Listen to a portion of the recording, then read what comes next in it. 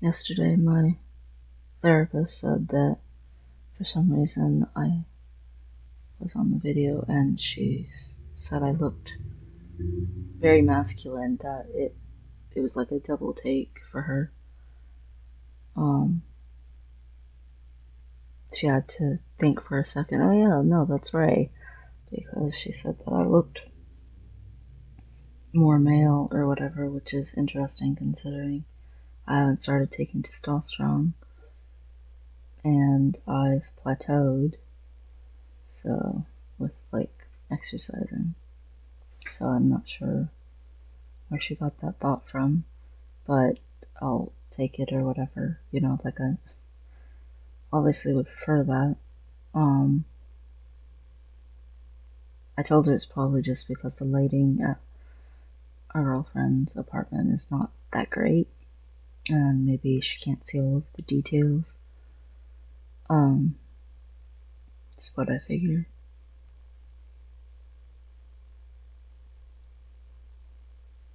At the grocery store, there was a little elderly lady ahead of me getting groceries, and she didn't want all of her items, and their system was down unless you were using one specific type of card.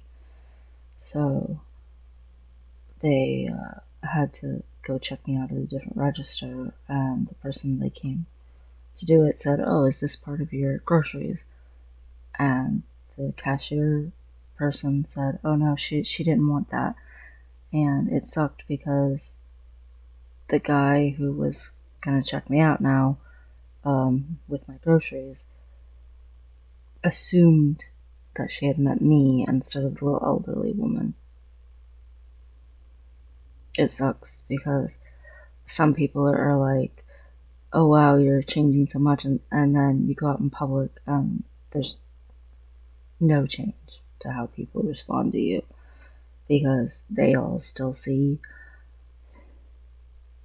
the shape of you. I think anyone who doesn't see me like on a pixelation video chat or hear me going deeper in a voice chat where maybe the audio quality is not as good or something. I don't know. One of my friends joined the World vs. World Guild, and she accidentally misgendered me almost right off the bat, and she apologized and stuff. She whispered me. I was like, oh my god, I'm so sorry and stuff. But I mean, I don't know if they heard it because the guildies there seem to have just accepted that I'm a guy and stuff. So, but is what it is with that. Sorry, it's really dusty in here, so.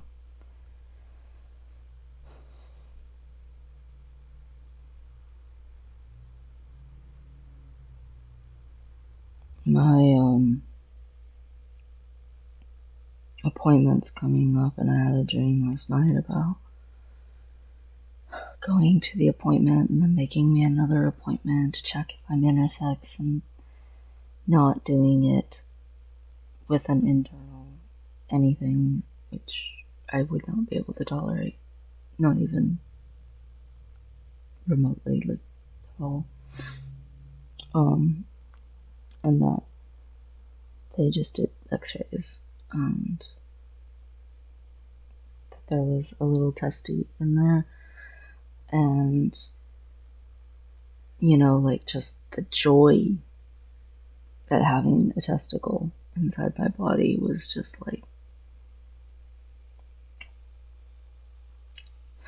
in my dream I had just started testosterone and only been on it for like a month, and I was crying my eyes out, even though crying's a little harder once you started testosterone up at first and stuff, supposedly. But I was just so overjoyed, and I wanted like copies of my x-rays and stuff, and I realized that that's a dream, that's not reality. But I've been having different versions of that dream for most of my life, so I don't know how to explain why it would be more validating to me to be intersex, and it would just fix a lot of things for me if I was intersex than just being trans. Like, being trans is quote unquote good enough, and if I was actually a hermaphrodite, it would be more than good enough. It would be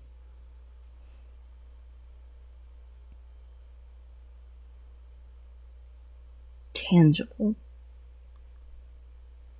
Right now, I'm a boy, and I've been a boy the whole time because I have a hormone imbalance and I'm mentally there, and I've always functionally existed that way. Being intersex would explain the hormone imbalance, for one thing, but it would also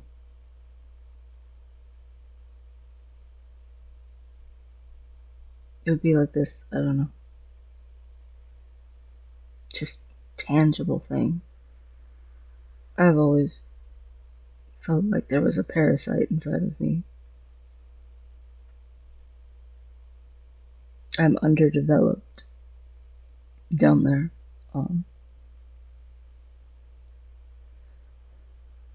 But I just despise it. I have a lot of issues with it. And as much as I do actually want top surgery, it's just so significantly less distressing.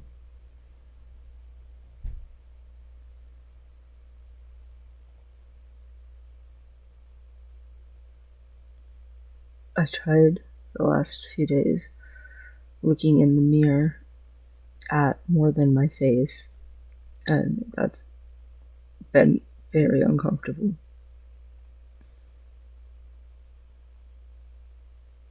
A trans dude advised me to look in the mirror and try to accept that this is the body that you have to work with, and I don't know how to accept that.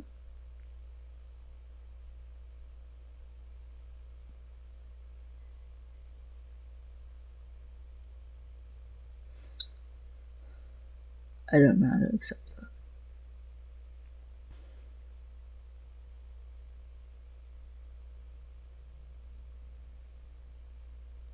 On top of all of this, the girls are having problems. My spouse is all upset because yet another therapist is not accused, that's the wrong word, but expressed concern that she has abusive behavior. And no one wants to hear that they're an abusive person if they're a good person. No one wants to hear that. And that word, I think that word is just like triggery for her at this point. And basically, I was told that I need to stop rewarding bad behavior. That every time she's upset, she gets comfort. Every time that she, has distress and expresses it by lashing out, that she gets comforted. She gets me coming home with treats for her. She gets, like, attention and conversation and me petting her head and stuff. And I need to, like, try to go a week without doing that. I couldn't even go a few hours without helping her because I can't stand for her to be distraught. And I tried so hard, even after I did try to help her for hours and it wasn't working. So then I let her be by herself for a while. And then she came out and she was all like, I might as well not even be here. I don't want to be here. I'm bad for you, blah, blah, blah. And so then I caved again.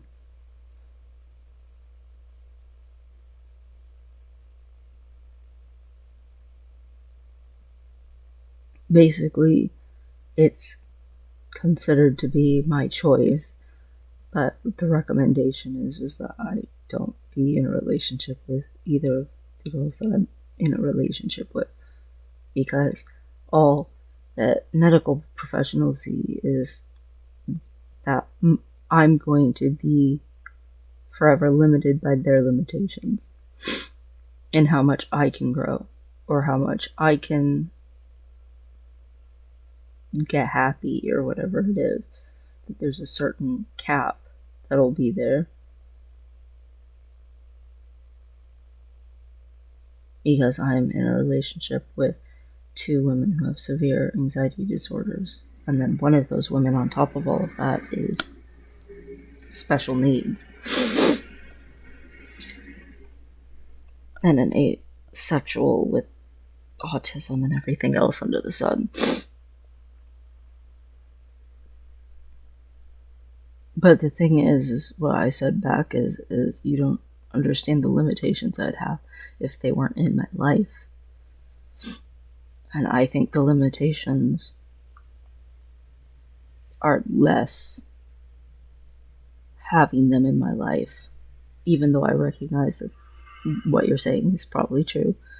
It's less than it would be if they weren't. And they said, fine, if that's your decision.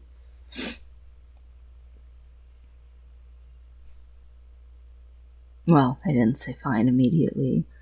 They wanted me to say more. But I have wanted to die almost my entire life, just wanted to die. And even in this relationship, I have wanted to die. Even in the almost decade that I've known my spouse, I've wanted to die. But I have not attempted suicide, and I used to. In the entire time that I have known my spouse, and then my girlfriend got added to the mix, I have not attempted, ever. Which is a very big thing. I think it's hard for people to see past the hard things, and I remember the good things and get comfort out of them. And I've had a complex about being unlovable my entire freaking life, and there's not one but 2 people who try to love me, and I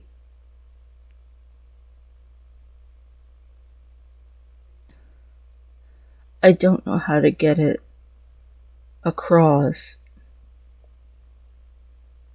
that it's exhausting and it's hard and it's not fun when things are bad, but that's not all there is.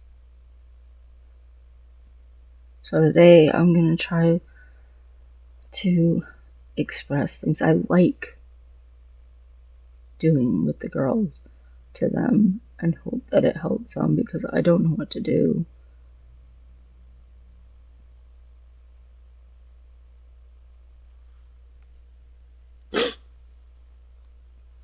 I realize I have codependency issues, and that I used to choose relationships because I had those issues propelling my decision making, and that I just wanted to be a knight in shining armor, and that's skewed way in the wrong direction. And I am trying to unskew that some, but I realize there's limitations to how much that could possibly unskew because of the way the relationship was picked in the first place and the limitations of the other people. I can't control other people. But at the same time, I can't just have them be distraught and not comfort them. If she's upset, I'm upset because I love her, and when she's happy, I'm happy. And maybe right now she's just not happy.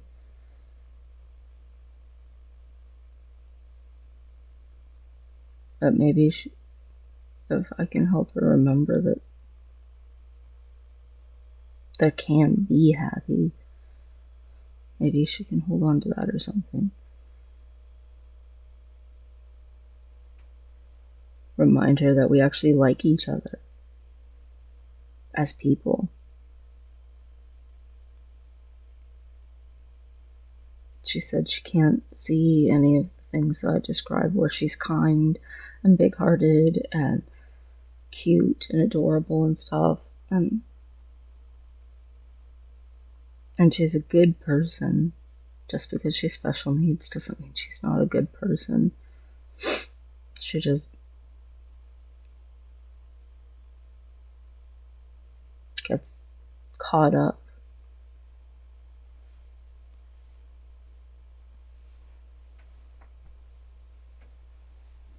And I don't know, forgets how much I love her.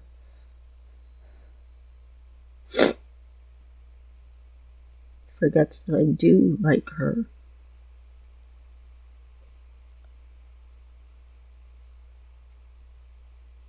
I want her here.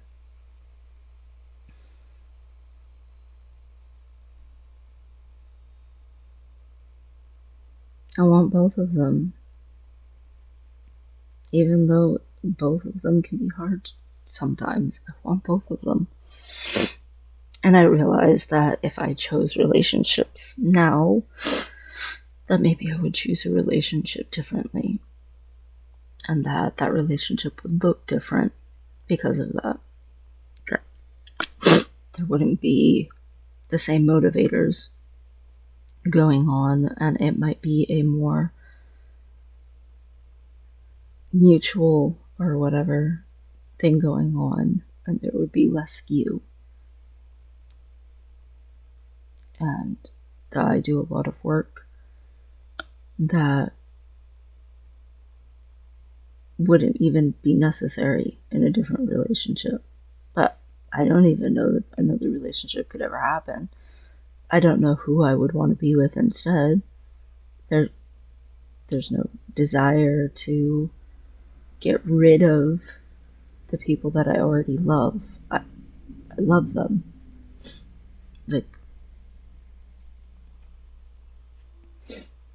And it's not all bad. And people, including the girls, forget that.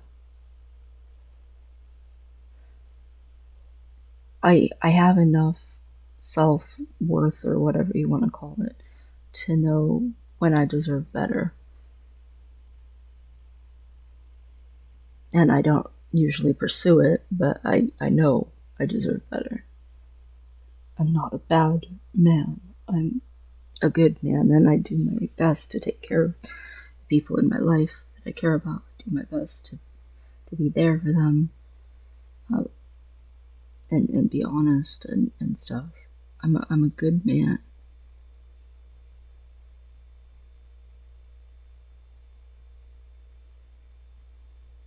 Sometimes things are fun enough, or pleasant enough, or content enough. It is what I deserve. That happens. And I wouldn't get any of that if I didn't have the girls.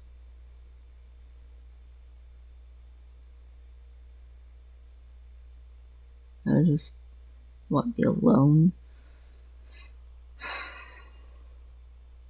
Being alone might be quieter, might be a little less dramatic. But I would go back to misery. I don't want to be miserable. And without the girls, I'm miserable.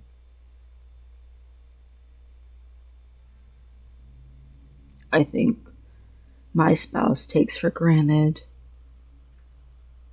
that when we met, we saved each other's lives. I think in her mind that what she got out of by being with me was somehow bigger than what I got out of by being with her. And she doesn't remember how completely dark I was. And then she came into my life and I lit up and I had purpose and things got better, and I don't think she remembers. And I think she doesn't really think that she saved my life. That it doesn't like register to her. But she did. And even if she doesn't remember, I do. I do.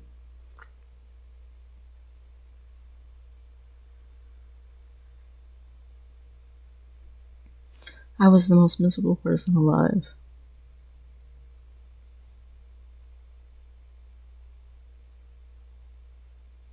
My entire life had been nothing but shit piled on shit. Going from an abusive childhood to an abusive adulthood. Nobody ever gave a shit about me. Not a real one. No one ever accepted me. No one ever thought I was worth it until I met her. And I don't know. I hope somehow I can remind her of that today.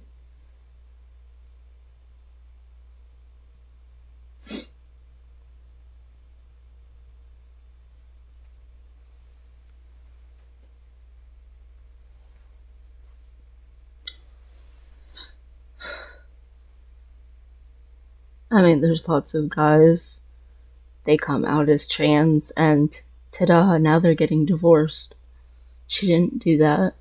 She didn't say, oh yeah, no, I'm not dealing with this. Screw you.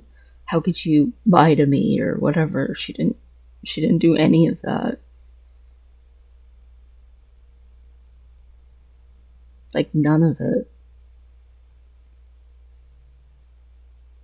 And she's autistic. She hates change. And this is a big freaking change. And she didn't do none of that. So I don't know what able-bodied people's excuse is for treating their loved ones like crap just because they're trans. Because if she's got as many disorders as she has and she doesn't throw someone away because they're trans, what is someone else's excuse?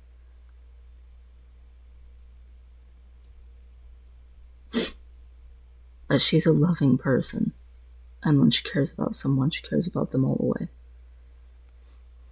She's loyal to a fault. Sometimes she's too loyal to some of her friends, and I'm like, God, they're being so depressing, and she's so loyal. But that's also her big, wonderful quality. As much as every once in a while I want her to tone it down, in actuality, it's like part of what makes her special.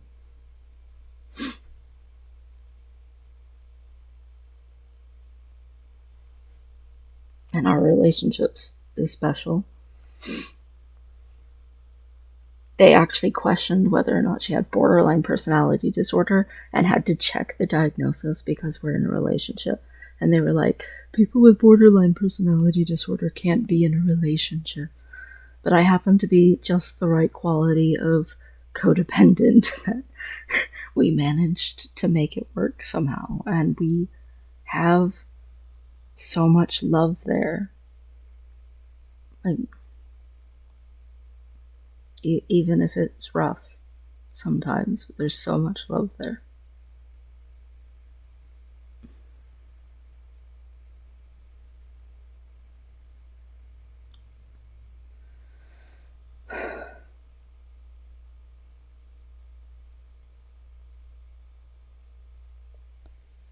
I think her voices lately have been telling her that there's not any.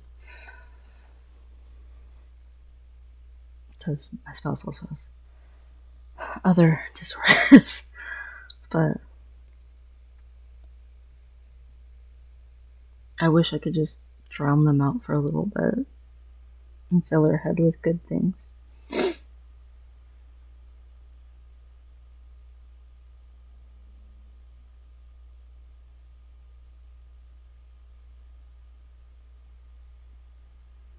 I don't want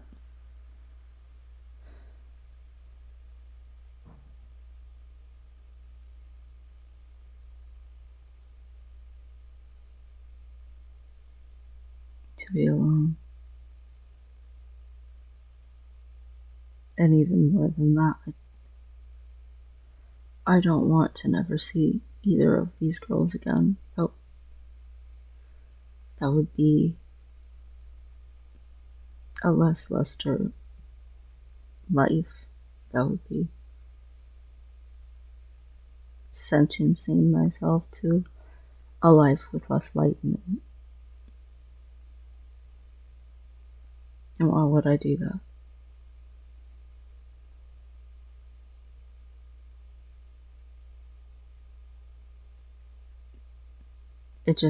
I don't see how it could ever be worth it. I realize someday my spouse is probably going to die before me because I'm a survivor or whatever, and I just seem to survive everything, and she has a million disorders and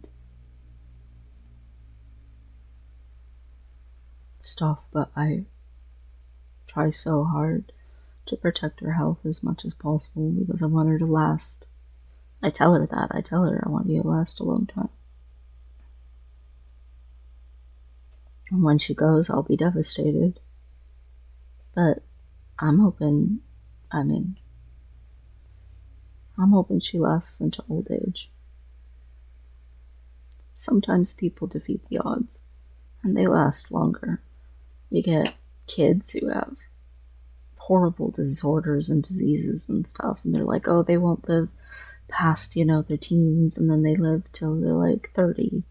It's like, it can happen. It's not super common, but it can happen. The government has decided that she'll probably be dead before 60. That is what the government has decided. That she is their ward, and that's the determination. I want to be like, screw you. No, she's gonna last. Maybe she won't last till 100, but I probably won't either. I don't know. I have had a great grandmother who lived to 103 or something like that, so it's possible. And my grandmother up in Alaska is still alive on my father's side, so if I have grandparents on both sides who are capable of longevity, it's not impossible that I could be capable of longevity too.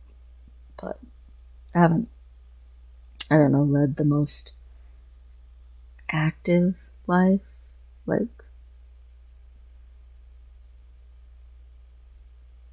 when I go outside, I'm very active, but when I'm inside, I'm very sedentary or whatever. So that's probably not the best for longevity.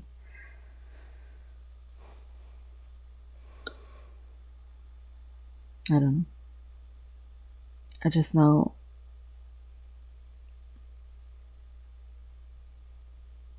my life could never be as good without as it can be with. And maybe right now it doesn't seem that great because things are hard or whatever, but I think it can be better. I can't control other people, but I think the girls both want better too. I think this is temporary.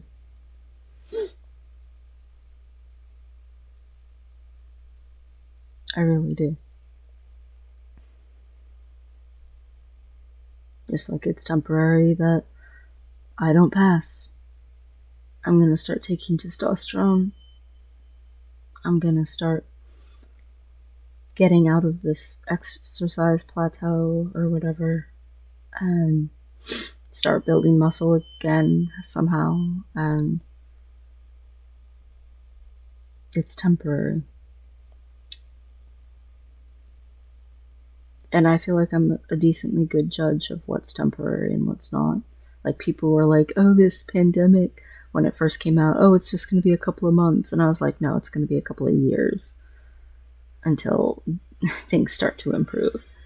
And sometimes, I don't know, maybe it's because of how I grew up with a lot of abuse and being tentative all the time about the mood swinging of your parent and living in fear and being very hyper vigilant and conscientious of what's going to happen next because you don't know and you have to pay such close attention. You can tell what's temporary and what's going to last.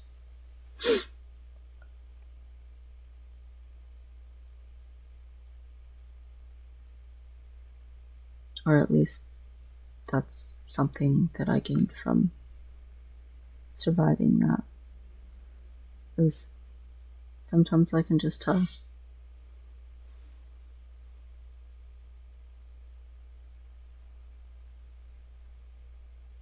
I can imagine 3 to 5 years down the road being completely passing,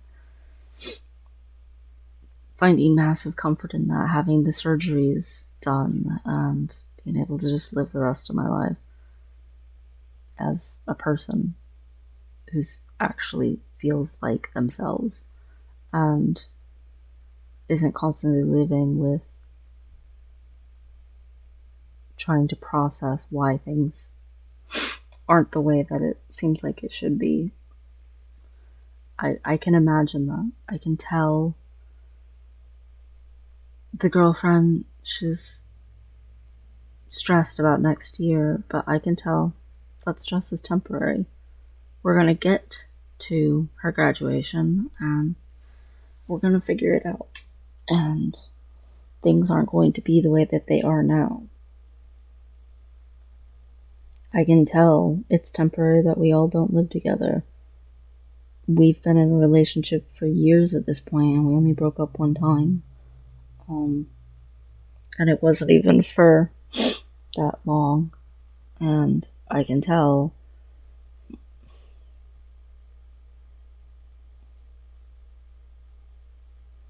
I can tell that there's a future there. The girls want pets. I can tell that's gonna happen. And I'm gonna be the one who feeds them and who walks them and who cleans up after them. But it's gonna happen. Us not having pets is a temporary thing.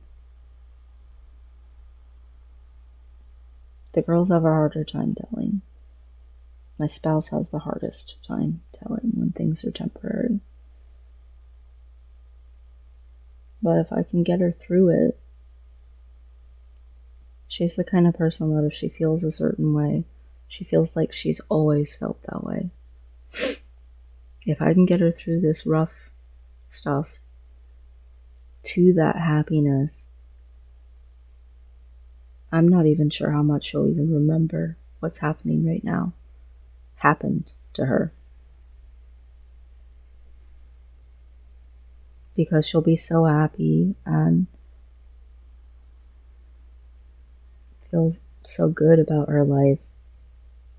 I'm not sure if this will even be but like a blurb on her radar in her brain. Even though she feels so intensely sad right now.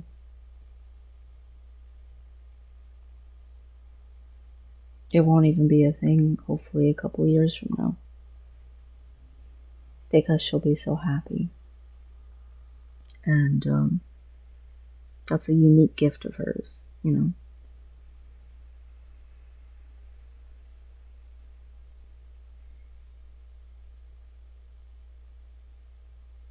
Me, I remember everything. For the most part. Sometimes I don't have the greatest short-term memory, but my long-term memory is ridiculous. I don't know how sometimes I forget things and then remember them like 6 months later, and then they're just there for all of eternity. But I don't know, even my short-term memory is pretty good. I'm going to remember the hardship of coming to terms with being trans. I'm going to remember transitioning For the rest of my life, I'm going to remember it all. Even once I'm to the other side and a happier person.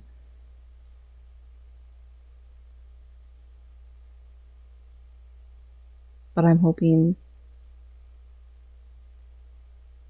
that it'll just be like everything else in my life, where I just separate it into lifetimes and I can accept that this lifetime's ending and the next lifetime starting, and the next lifetime I'm hoping I can accept that it'll be a good one.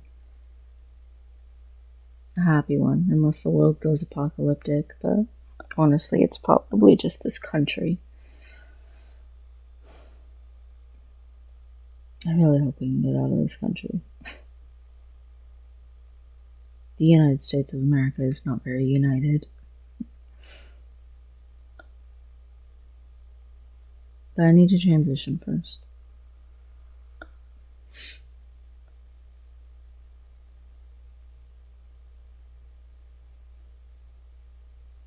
Once I'm transitioned, I'm hoping, I don't know, that I can start saving up money or something, and we could go somewhere else and actually, like, be there.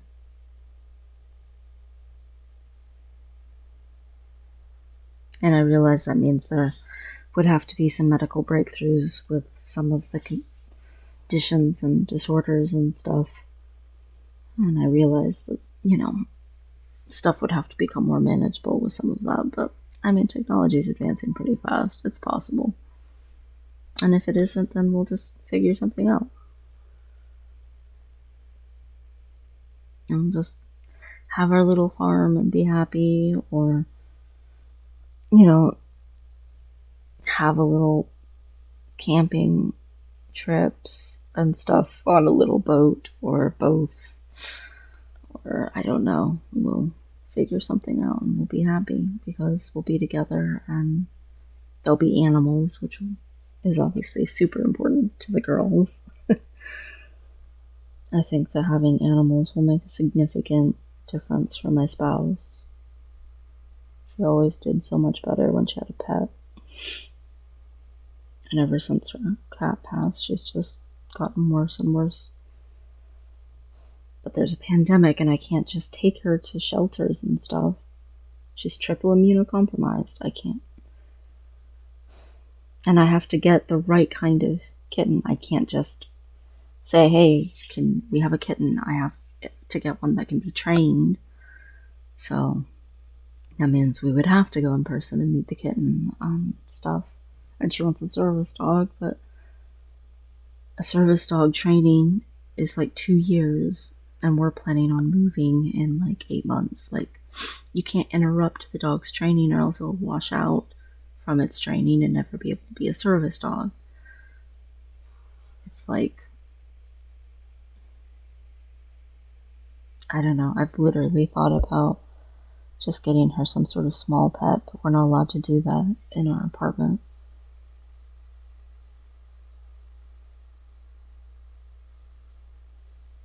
She has paperwork for medically needing a therapy pet. It's just pandemic.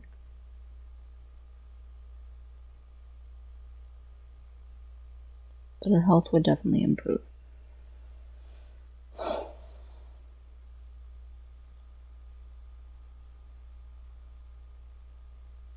I don't know, I've tried calling places and asking people if kittens with certain temperaments are there seems to annoy them. They just want you to want a kitten. They don't want you to want a kind of kitten. And even if I explain it's for someone with special needs to be their certified therapy pet, they still act like put out or pissed off or something, that you would suggest that some kittens are more useful than other ones or something. And it has to be a kitten because it has to be young enough to train. But they don't, I don't know, people seem irritated that you would even ask them that.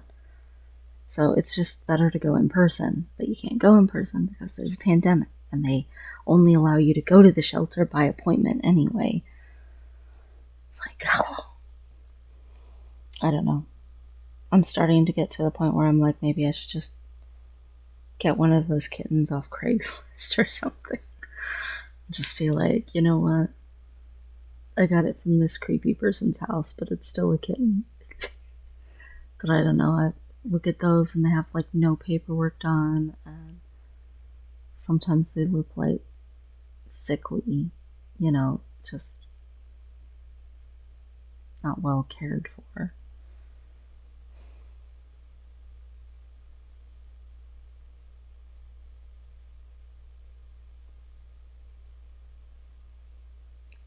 I don't know. It's tough. But it's tough for everyone. The pandemic's tough for everyone.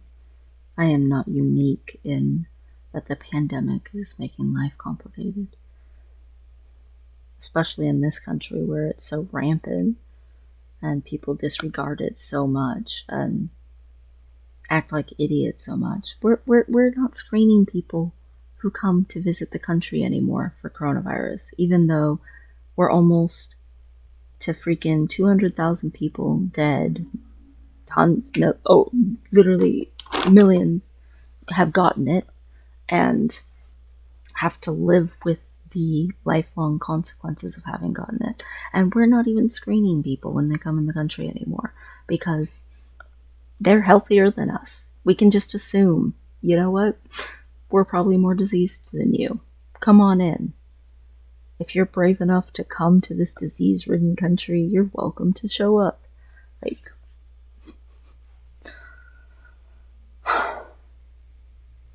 we have friends in Canada. My girlfriend was like, can you just smuggle us into Canada?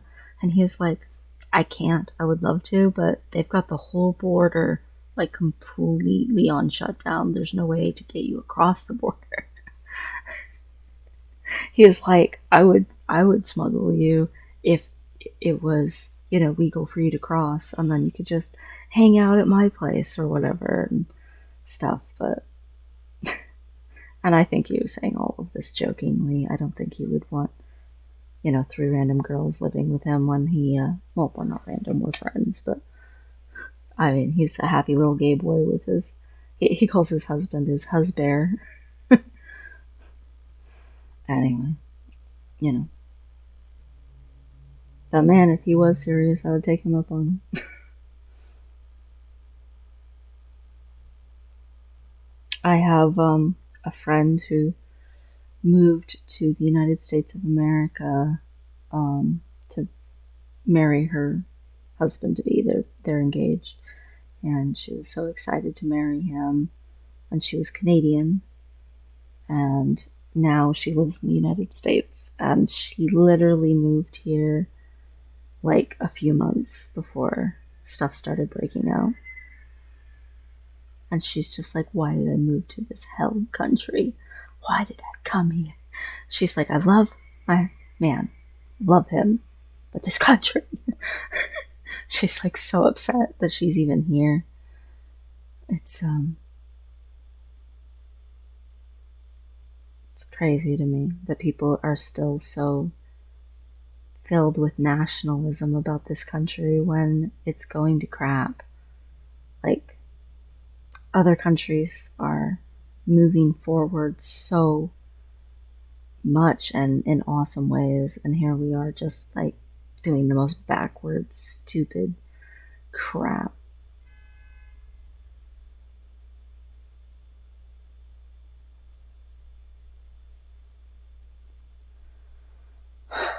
And I can't even say, oh, it's just this really small little cluster of people, It's 40%. 40% of the country. Only 60% of the country is not culty acting. Like, literally acting like they're part of a cult. 40%. It just boggles my brain. I think it's actually technically 36% or something like that. I don't remember the exact number, but still, it's basically 40%. It's crazy to me that there's that many people in this country who are that indoctrinated and refuse any other kind of thinking or culture or progress. I saw a thing that said, when a boomer hears the word socialism, they think USSR, they think Cuba, they think terrible situations, right? And when anyone younger than that hears the word socialism, they think, look at all these countries that are like the happiest countries in the world. Universal health care, college not killing you in debt because it's free. Like, they hear the word socialism and they see the countries that are making progress, and people who don't hear that are the people who are looking at older versions of socialism that were very warped and that were just communism. And they can't see the difference between democratic socialism and that. And I agree with that. Absolutely. All the people I'm related to who are so backwards and just have terrible thinking. Just terrible thinking. And are racist as crap. So racist. And they don't think they are, which is the really bad thing. Girlfriend's alarm just started going off. Anyway, I'm just saying they think democratic socialism is on par with communism. That was in, like, oppressive countries that use it in terrible ways to hurt people. They hear the words democratic socialism and immediately think North Korea. Like,